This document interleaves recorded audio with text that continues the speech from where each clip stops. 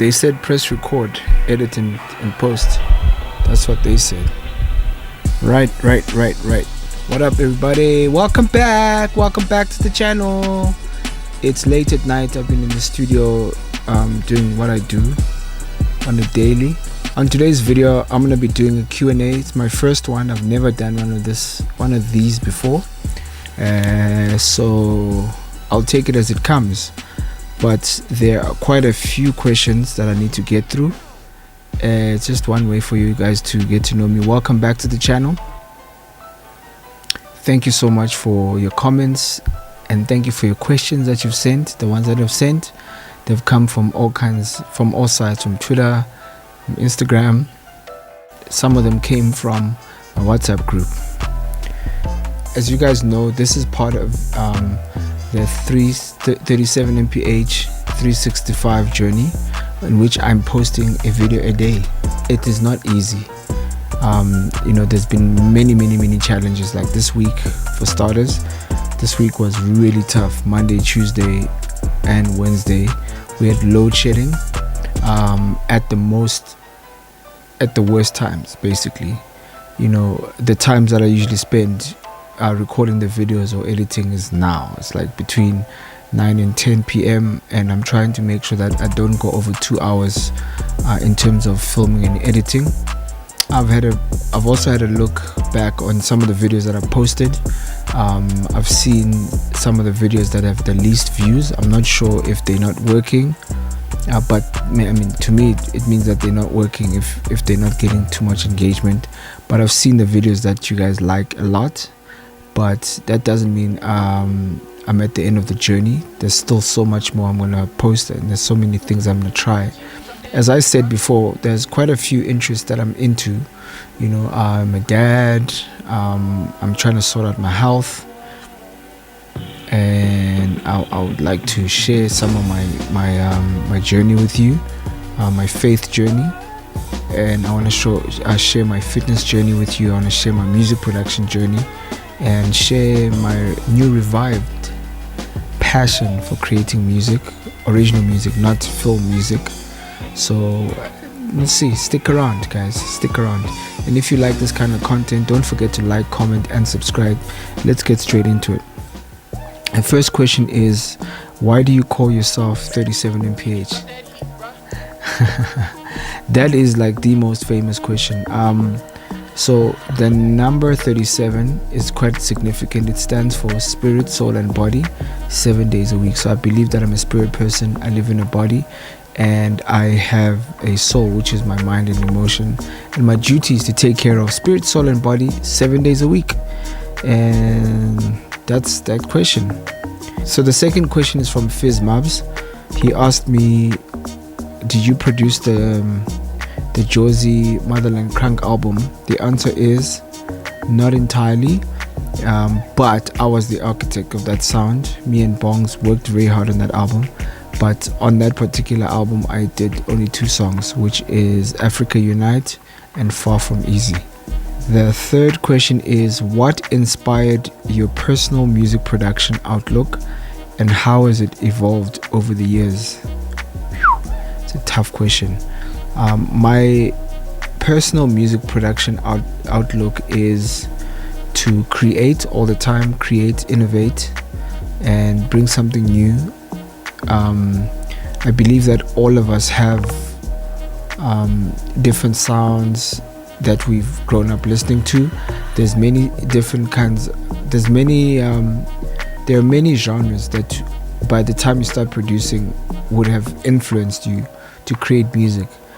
So for me, it's very important to draw from as many possible genres and influences in order to create something unique. We've all heard the phrase, nothing is new under the sun. So in terms of creativity and music, most of the ideas that really make it are rehashes. It's not new, but the approach and the perspective is new. Secondly, to give you the most basic answer, is I make music / produce music so I can document my ideas or how I feel And then when it ties to an artist, I try and find an artist who resonates with that message or match that piece of music to a vibe that an artist has. Or if I'm producing the artist, they're my artist, I inspire them with the music and pretty much suggest and get them to a mental place where I was when I was creating that music. Can you share some memorable behind the scenes moments from concerts and shows you've attended while exploring the world of music production? Yay. Wow. It's a tough one. I've got two super memorable. The first one was in 2006 when Snoop was in South Africa. The interesting thing about it was that I had no business being in backstage. I did not have a ticket. All I did was ask Leslie Lee Kasumba to hook me up with comps, and she didn't because she worked for YFM. But that night I ended up at the concert. I phoned Lance, who was my manager slash label at the time, and he hooked me up with several comps. I had about 20 comps, so I gave them away. So I feel like that's where the key was, giving them away, because I made it in with the girl I was with at the time. I won't say her name. And I ended up backstage. No, almost by backstage, but I walked with confidence. I was on some, I'm coming through, I belong here. And the guy opened for me. I didn't even have a tag. I just had just a guy. So as soon as I walked through, Bongs was there, and because Bongani Fasi was playing percussion on stage with Snoop's band, and I chilled backstage and I hung out with Lady of Rage. She offered me a drink. At the time I was not drinking, so I said no thank you, and we hung out. And after the concert, the homies came out, Lorenz. They're like, "You rolling?" I was like, "Yeah, let's roll." It was me, Bongs, Mouse, Les, and a few other mates, and we hung out backstage. That was hella memorable. The second one was in 2006 or 7, somewhere there. Kanye West had the late orchestration tour, and I saw him backstage because Josie was performing at the concert, and I was right there. And those are two of the most memorable experiences backstage. How do you balance your passion for music production with your commitment to running and fitness? Any tips for fellow creators looking to stay active while pursuing their passion? Yikes, tough question. I feel like it's something that I have to remind myself all the time. 37mph, spirit, soul and body, 7 days a week. My objective is to take care of spirit, soul and body 7 days a week. The captain is my spirit. I'm in charge. I never say I'm sick. I will always say something like, my body's not feeling well. Not me. My body's not feeling well. My mind is not feeling well. Never I'm that, So with all of that, I kind of understand a few things about the body and how my body actually functions. I function the best when I'm running or training. It just gives me a challenge, and it keeps me positive. It keeps me fit and alert and knowing what's up. I hope that answers. Any tips for other creatives to motivate them to stay in shape? Think of the long game, bro. Think how your body starts degrading after a certain age. Think of, you want to continue creating it for as long as possible with energy. So energy is not created, but it's transferred from one form to another. Start training. It's gonna be sore in the beginning. It's gonna be tough. As they say, pain is a sign of weakness leaving your body.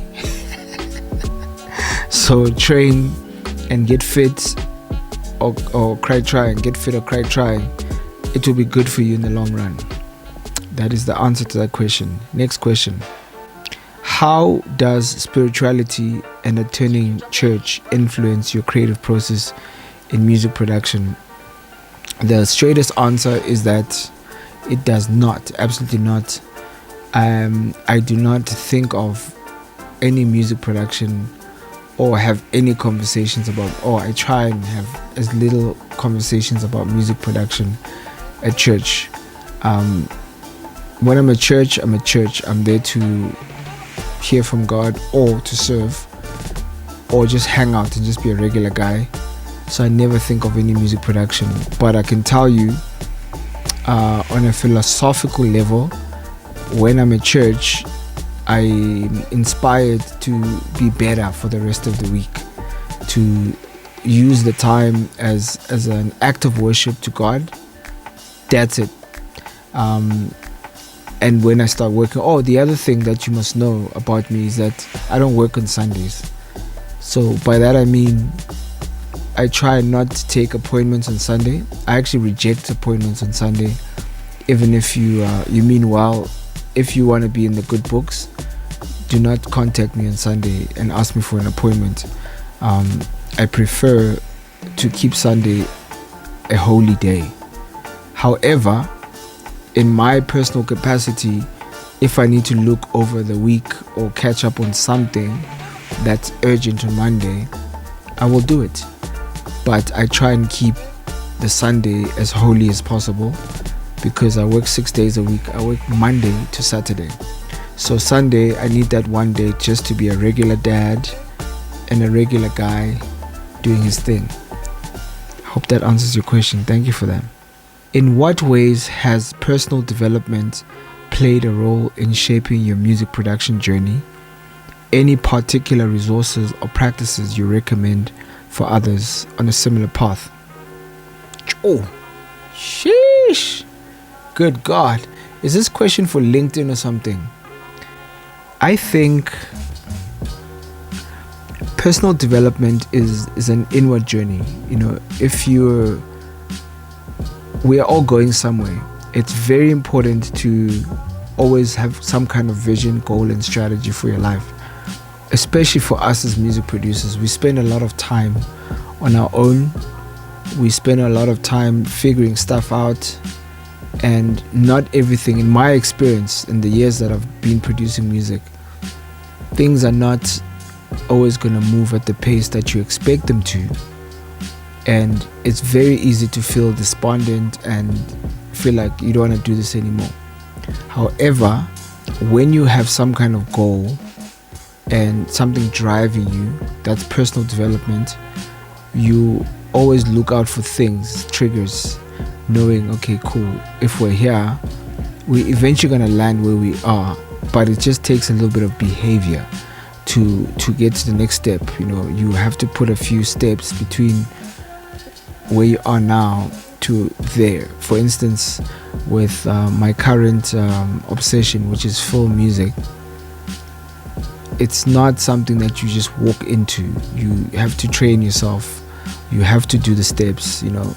Many people don't know that I will sit here and write music / scores to no picture or whatever, to no script out of my imagination per se, for the purpose of getting to know the sounds and judging my production against any other compositions, so I can get better.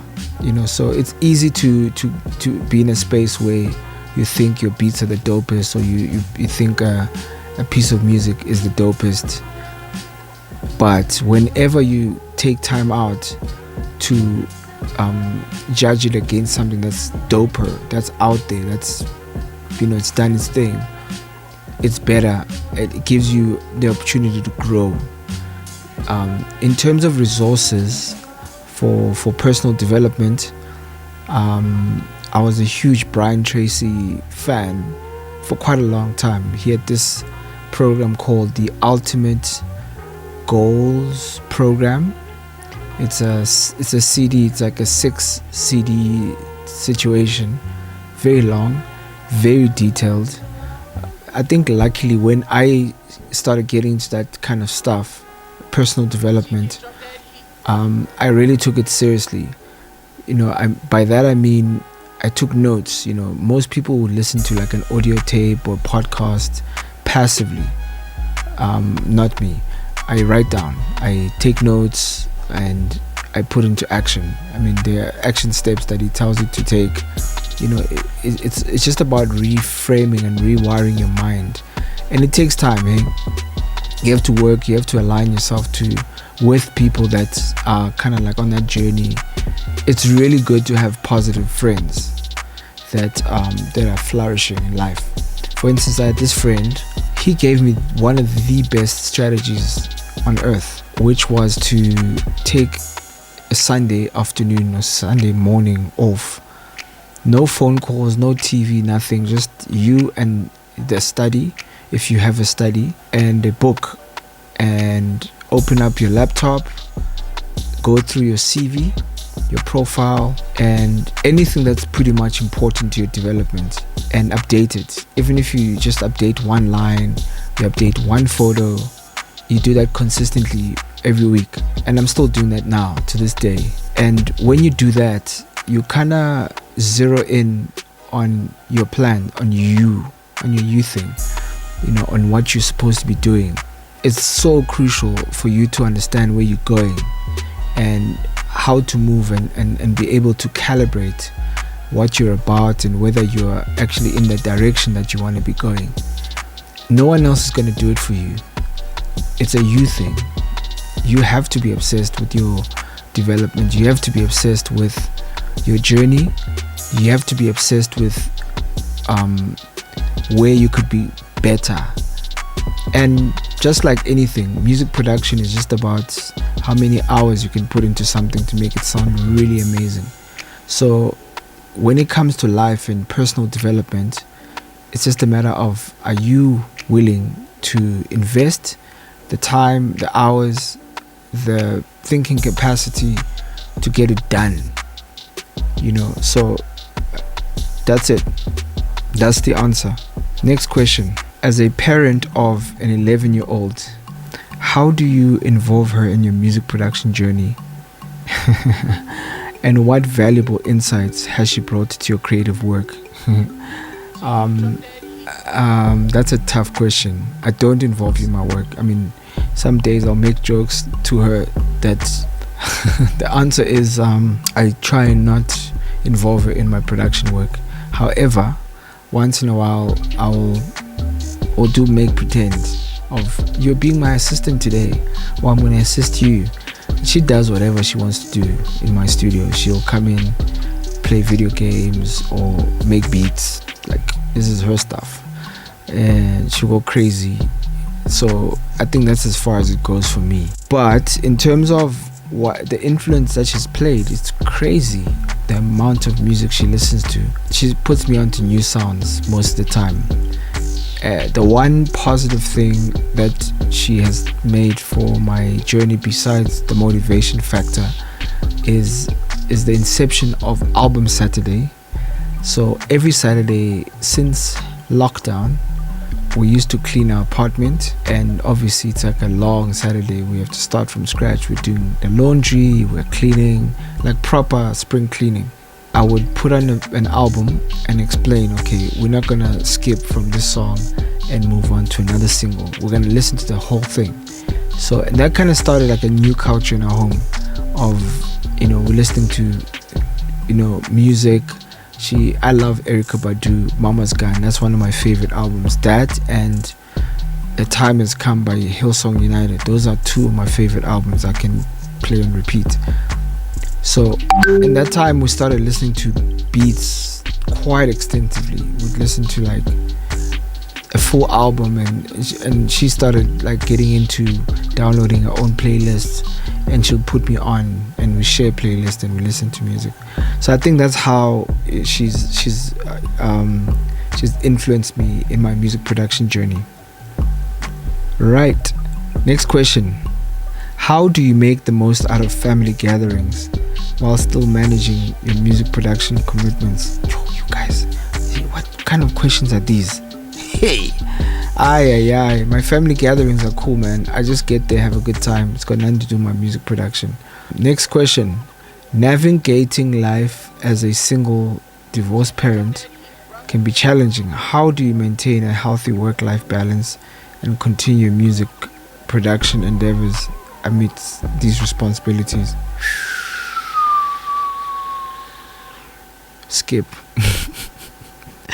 That's another video, please rest. Next question. As someone with hypothyroidism, you guys pay attention, eh? How do you prioritize your well-being while staying dedicated to your music production? Everything is about music production. I'm a person, hey? Hey man, I found out 2 years ago I've got hypothyroidism. So initially, many moons ago, 2010, I had hyperthyroidism, which meant my thyroid was too active, so I was skinny. Then I did like radiation, whatever, and now it's under. So I just have to take care of myself. I have to take care of my body. I have to eat well. I have to stay away from certain things. No turn up over here. And yeah, just know that just take care of my body. Next question. Jeepers, how do you, this is a Twitter question. So sidebar. So on Twitter, I usually post a lot of other stuff. I repost stuff from Headspace. Headspace is this meditation like app. I love it. It's great. I discovered it a few years ago. It kind of chilled me out. It was, it's like they've got really great programs like creativity, self-acceptance. It's not, I wouldn't say like that kind of meditation is where you like they talk about chakras and whatnot, because I don't believe in that stuff. It's where they teach you how to like think like in the mind. The first lesson I actually looked at on Headspace was the first lesson that I actually ever listened to on Headspace. The instructor impressed on us, or on the class, that the mind is almost like a highway, and there are many thoughts. Like the thoughts are coming and going, coming and going. Our job is not to stop the thoughts. It's not to say stop and analyze every single car that's moving past. It's about just watching the flow. It's going like this, and picking up patterns and being okay with it. It's moving. That's what I learned in the first year of doing Headspace. It's like, okay, cool. In order to like calm the mind and just be like more relaxed and more present in the moment, is like just understanding that, okay, the thoughts are gonna move this way. It's gonna happen. My job is not to like stop them. Like, okay, stop thought.